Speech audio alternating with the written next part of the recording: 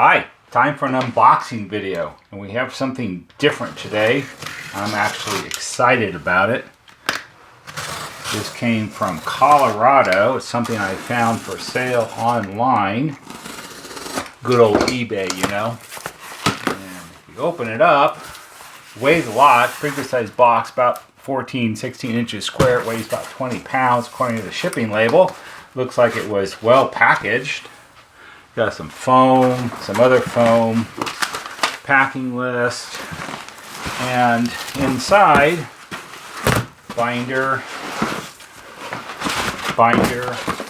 the rest is just a box. This one says NuTone service literature. This is not the part I'm excited about, although I will unwrap it. Oh, got several binders sort of shrunk wrapped together here.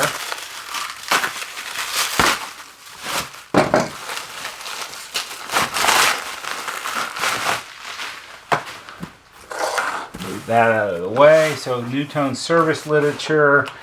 Put that out of the way for a minute. We've got catalog, and we have cut sheet for 3303, and what's this one?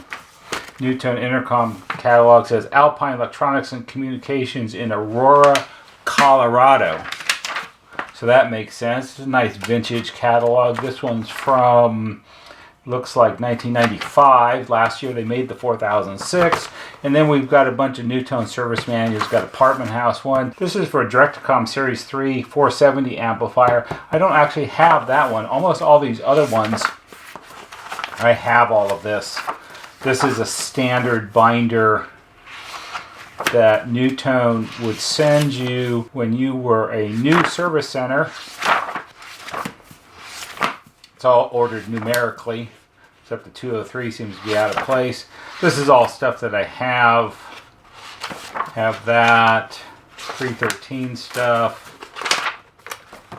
428 stuff. This is all stuff I have. The catalog's kind of always nice to have, but this isn't anything unique around here. I've got copies of all of this in binders. My binders are red, not blue. So I think the blue binders are older. Not sure. We'll get to that in a second. Let's open this one up first, because these two kind of go together. This was the reason I bought this.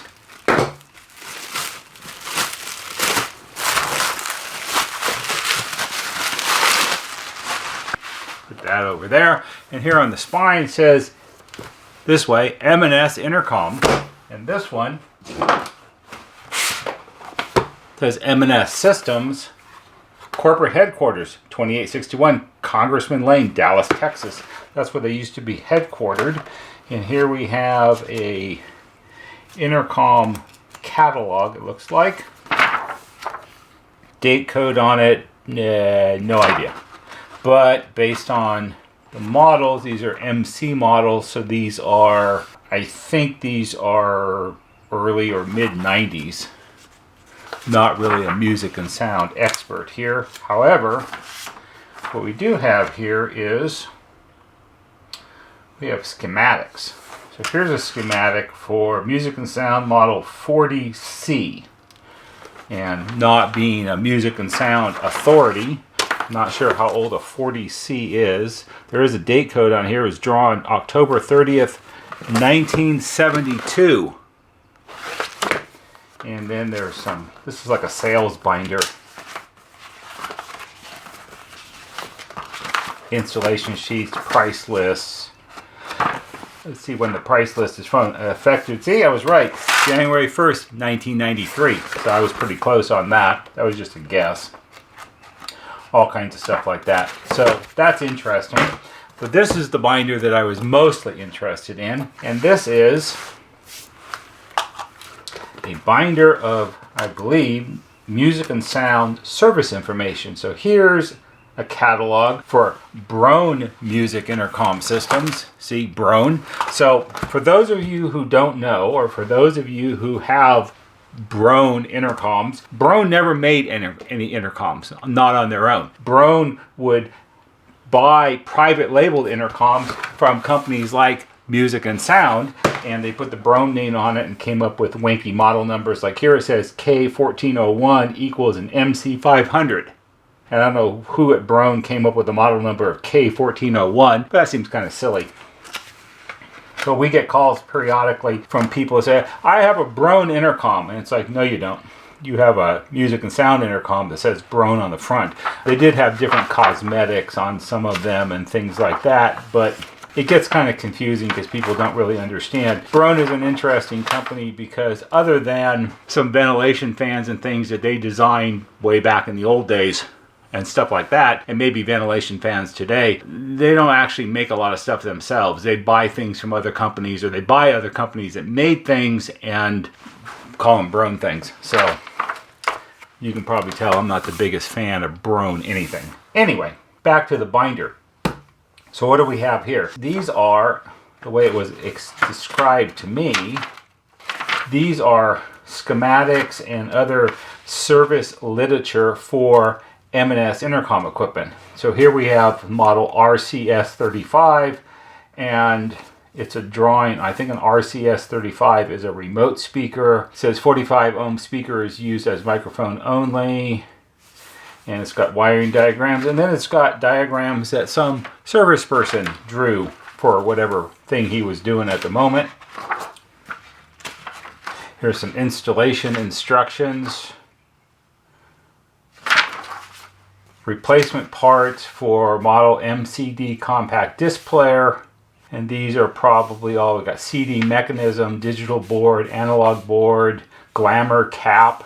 Need some glamour caps around here. 15 conductor ribbon cable, 16 conductor ribbon cable, and they have, these must be Music and Sound part numbers. The part numbers aren't going to do you a lot of good nowadays because Music and Sound, this Music and Sound, the Music and Sound in Dallas, Texas, they don't exist anymore. They were bought up by Broan in the, it was in the mid or late 90s, and Broan ruined it all. So here are the analog power supply for a, what? This will take some studying to figure out, but, so it says assembly analog power supply, draft date 1991, design date 1990, was signed off by an engineer, was signed off by manufacturing. It doesn't really say what model it's for, so that's always interesting, but that's a component sheet is actually what it is. So you've got all the component designations here, and this would match the actual circuit board. This is probably, I'm guessing, larger than what the real circuit board is. And then so you can look up a number here, like this is probably a resistor, it's 100. So you go down here and 100, there's 27 of them on the board, and it's a 0 ohm resistor, and it actually has a Music and Sound part number. So I suppose you could buy components from them, or it's the way they did their manufacturing where they tracked everything by internal part numbers to keep their costs under control and all those good things. So here's another one. Oh, wait, I know how you figure out what these are. Just occurred to me. It's under the tab, maybe. So maybe these are all the parts for the MCD and MCT. I'm not sure what an MCT is exactly, but I think it's a compact disc player. So these must be the boards and things in the compact disc players. This is obviously a display, and these are little LED arrays here, 4 on each side. And if we look here, 120 says right angle film. I don't know what that means exactly. Here, 150 is a 12-pin SIP socket. 220 is a 4 LED side light in yellow. Oh, so it's an LCD. So is it an LCD? Yeah, 240. Oh, item 240 to be plugged in here with nipple to the left. Okay, and that's an LCD display. So we've got those. Won't be doing a lot with the CD players because that's not really something that you get too involved in. But here's a guide. It's an Alpine technical guide because Alpine made the CD assemblies for these units. I had always heard that, but didn't know it was actually for certain or not. So here's an Alpine technical guide CD player adjustment manual. And it shows you, I'm pretty sure, different adjustments here. You have focus, offset, tracking, balance, VCO adjustment, focus gain adjustment, tracking gain adjustment, and so forth, and how you hook up oscilloscopes and where your test points are. And you need a frequency counter and a voltmeter and an oscillator. And here's the DP main PCB board. Very complicated. Anyway, that's how you test those. As I said, we're not going to be doing a whole lot with CD players because I don't have a lot of interest in that. Here's a schematic. This is part of the schematic drawing, and I think it continues on to another page and another page. The best thing to do with something like this, if this is a one big schematic that covers 3 pages, which it looks like it does, is you would photocopy these and then you would line them up and tape them together to make one big continuous schematic, and then I would take that and tape it onto a big piece of cardboard so you can prop it up on the workbench while you're working on it and see it all, because this dashing from one page to the other trying to follow the traces and see where they go, that just drives you insane. So that's not a good thing. So we'll jump ahead here. Here's a Sanyo sheet, a data sheet on a Sanyo 16-bit digital analog converter for digital audio applications. So that must be used in the CD players. Anyway, we'll jump ahead because, like I said, I don't care about that. So here's one. This is for the MC103. Not being a music and sound expert, it's only 2 sheets there. That's not that much. Here's an MC170. So let's jump ahead here to something that I have more real world experience with.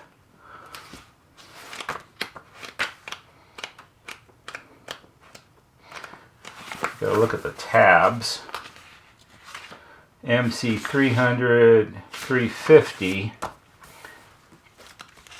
So here's a schematic. So I believe an MC350 is very similar to an N350, but we'll have to figure that out. So here's a sheet schematic for models 300, 350, 500, and 800 for the tuners in those models. And like any good shop would do, there's little handmade notes with voltages and other things, because once you work on a set and you figure out what problems exist and figure out how to diagnose the problems, if you make notes, then it's easier the next time. Because like most sets and most electronics, these tuners would tend to have the same problems over and over again if it's used in different models. So that saves you time. Here someone made a note. This looks like a test point for the FM oscillator. Cannot use an oscilloscope, use frequency counter, do not ground probe. It's a 10.07 megahertz differential. So see, that's a good bit of information to know, because if you were checking that and you didn't know that, you could waste a lot of time. Here's for the 300, 350 display board. Here's a sheet for the 350 motherboard. It says tuner equals CMC500. So I don't know if this is probably all MC350. And someone's drawn here in orange the route of the circuit, which is interesting because that's the same thing I do. And here we have some notes on the back. It says lightning in a big circle. I like that. Bad 48 or maybe 43 or something causes no FM. Also scan locks up after pushing button once. AM OK. MTS number 830022. $12.72 each. Whatever that means.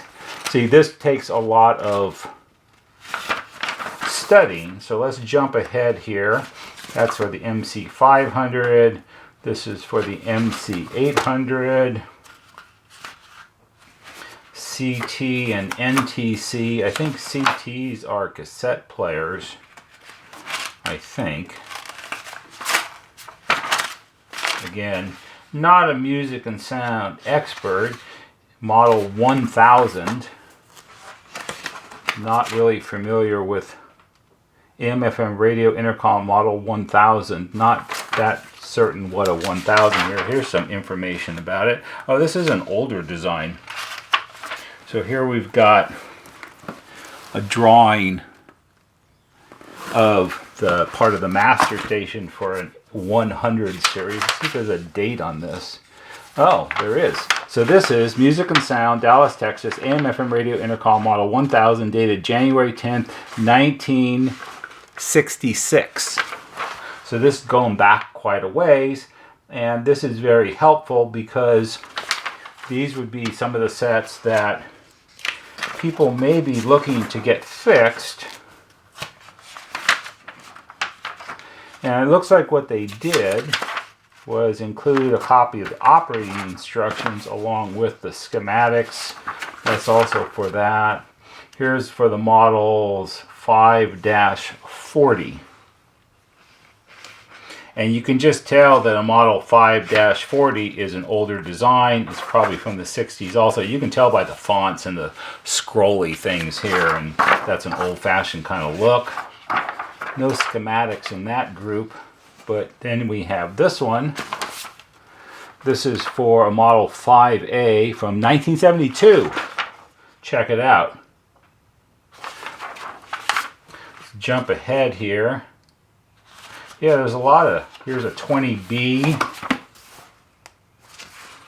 and here's an operating manual for a 20C, and more schematics, 20E. So there must have been a 20 series and lots of either updates or variations on it, and they gave it letters. This is from 1976, so obviously they were evolving the design and keeping the same basic model number. This says model 100s. Here's models 200s, and here's models 300s. So let's look here a minute. So this is for a model 330, and this is dated 1978. And if we jump ahead a little bit, see what we can find.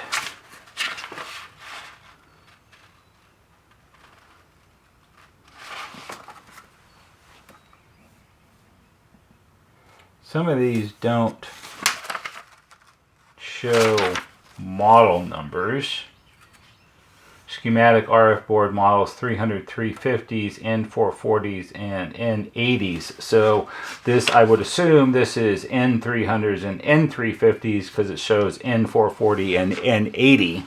So that's all from the same era. And these are all dated. These were drawn, this sheet was drawn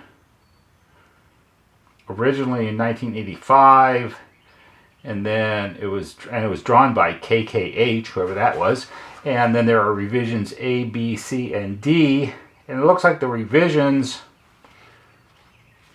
were, I don't know, it's dated out of order. Revision A is 4 of 85, revision B is 1 of 89, so 4 years later they updated it.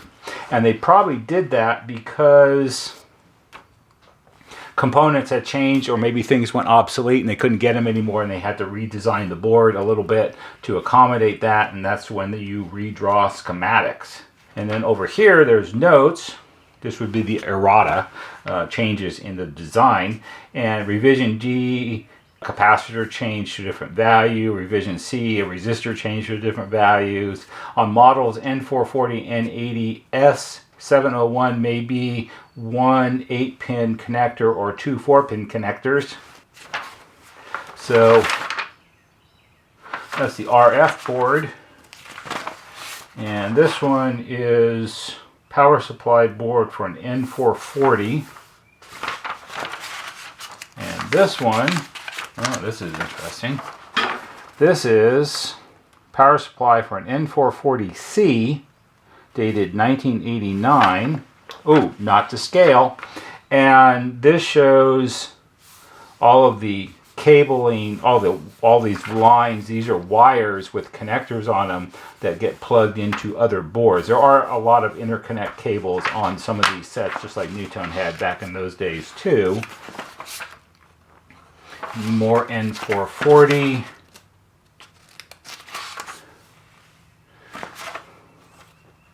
N440.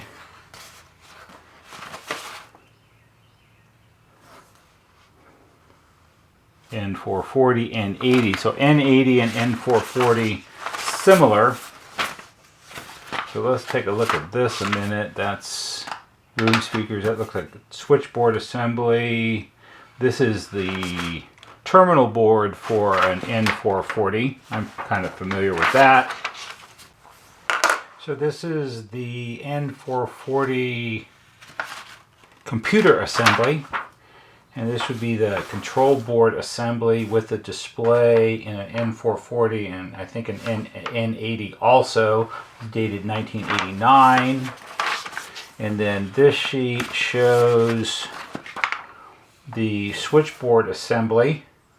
Unfortunately, it says single pole, single throw, push button switch, typical 26 places. Their part number is 420017. It would have been cool if it had like a manufacturer's part number to see if we can find these. I've been looking for these. These are kind of unique in that the stem, these are little tactile switches. The stems, and these are kind of old school. They're bigger than average nowadays. And the stem that sticks up, that the actual button that the cap fits on, that you push with your finger, they have this sort of cross design on it to keep the decorative cap aligned correctly. And I'm having a hard time finding anybody that makes anything like that anymore, so that's an issue. And then here we have the schematic for the processor assembly part 1, and this shows what they call the computer board. One of the things about the N440s and N80s were, or are, they have what was called direct access tuning, so you could actually punch in a radio station frequency number and tune to it directly, not have to scan up and down to find it. So if you wanted to listen to 106.5, you would press in 1065 FM and it would tune to that. The other thing you had to do, which was kind of interesting, was when you would install one of those two models, N440 or N80 new, or when it had been disconnected from power for a long enough period of time that the backup battery ran out, you had to program in, there was a procedure where you had to program in for both AM and FM the lower and upper frequency limits of the tuner, otherwise it wouldn't work properly. So that's kind of interesting. And then more sheets. This is 440 and 80. So I think 440 and 80 are earlier versions of the N440 and N80, and probably meaning new. And here it shows M&S 440, Broan model K1443, and probably somewhere on here, on one of these sheets, will be a date code. So this one's dated February of 83, so those are earlier. My original first-hand experience or exposure to music and sound, this is 82, was probably in 86 or 87. These are all 83. And then let's jump ahead here a little bit.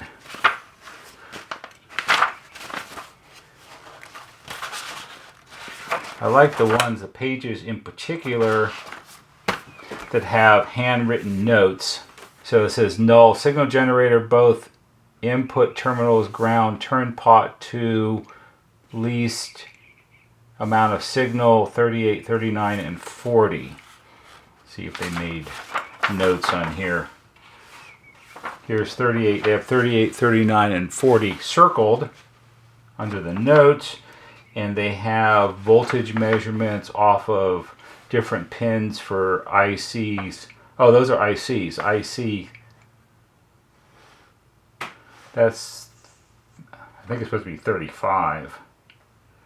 Yeah. And then 38 or 3C. Not sure. Component designations can get weird on schematics sometimes. This MC14066 BCP is a switch AM/FM transmission gate. So this is for the intercom function switchboard. Fair amount going on there.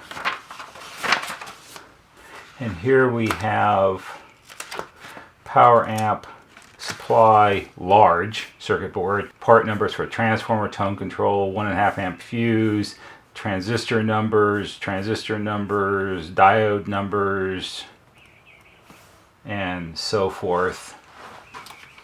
So this kind of information is helpful because even though it says parts list for a 440 series, the way most companies design products is everything is evolutionary. So this was based usually on a previous model, which was based on a previous model, which was based on a previous model. Almost always there are points in time where designs stop entirely and they start with a clean sheet of paper, but it gives you some insight into the parts that they use, and then you can sort of deduce sometimes, if you don't have a list like this for another model, if it's from the same era, what parts might have been used. Because like everyone, engineers, especially design engineers, you get used to using certain parts in your designs because that's what you're used to doing. And so you can sort of deduce it out. NuTone was really good at doing that also. And if you understand the part sheets and the schematics, you can usually figure out what they use. Like output transistors for 2090s, I have never found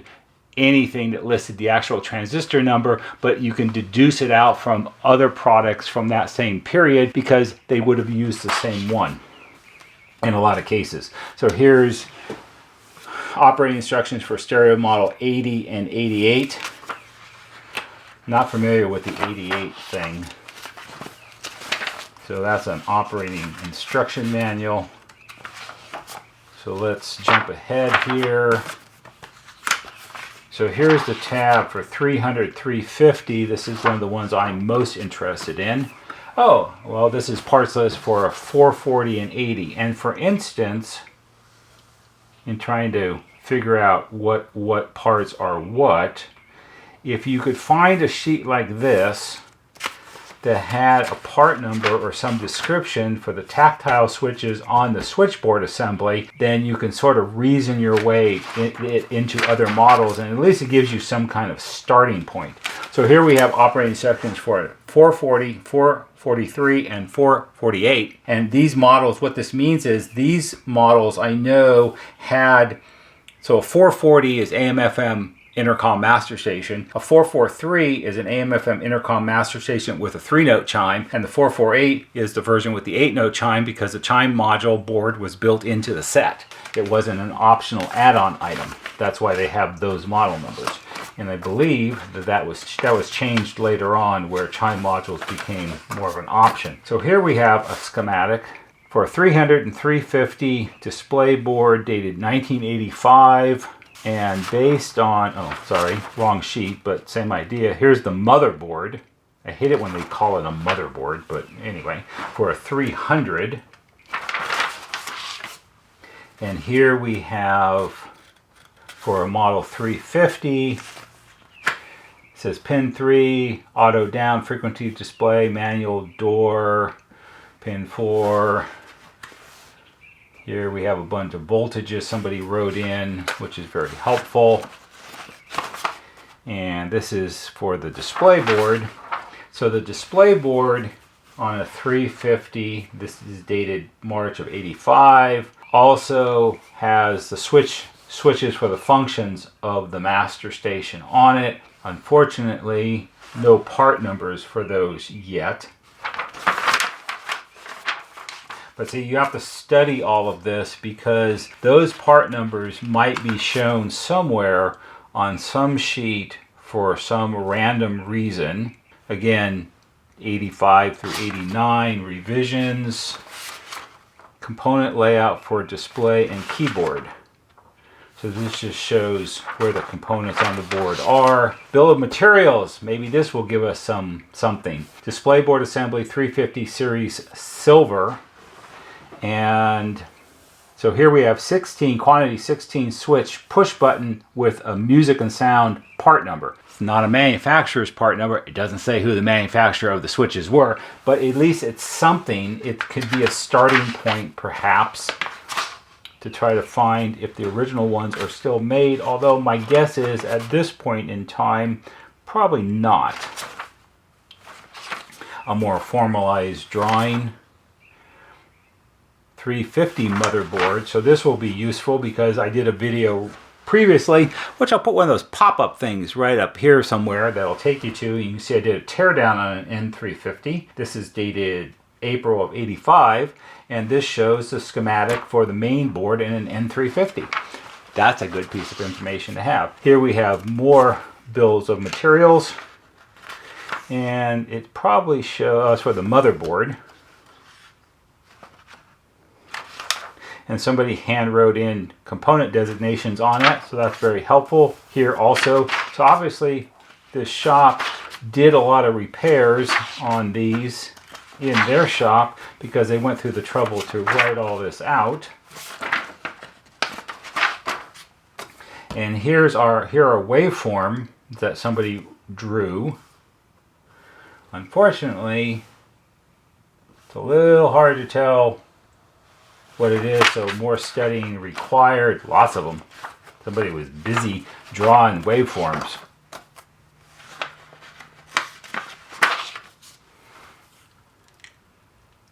So here's a data sheet for PLL tuning radio controller, 12-hour display format, timepiece, and timer function.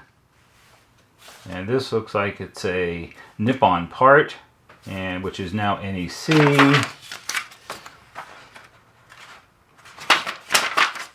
This is all very interesting.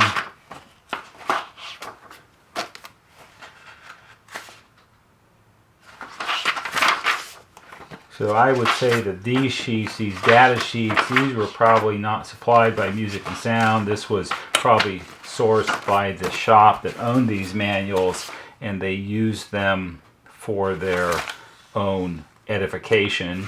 So here's sheets for a model 800. Which I'm not that familiar with, but this is, there's a date on any of this. 1990. So it was the draft, and the design was January of 90. The draft was May of 90.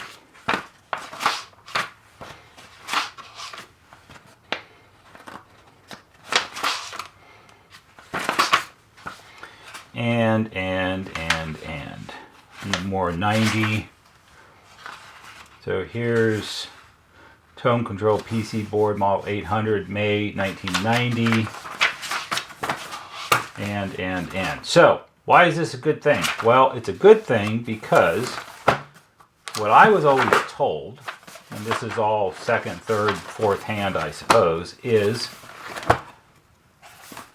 Music and Sound, unlike NuTone, did not have a nationwide network of service centers.